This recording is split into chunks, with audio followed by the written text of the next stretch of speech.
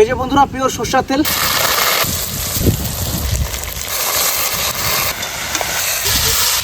একদম মশন। জল দিব কষার জন্য, একটু সাইডে সাইডে করে জল দিয়ে দিই।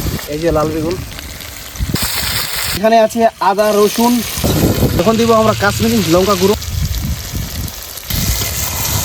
বন্ধুরা একটু জল দিয়ে কিছুক্ষণ পর সিদ্ধ হবে, আমরা তুলে নিব।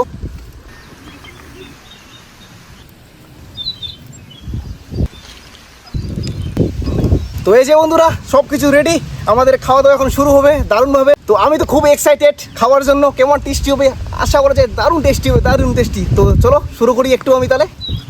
অসম টেস্টি, অসম করে এটা লেগ পিস,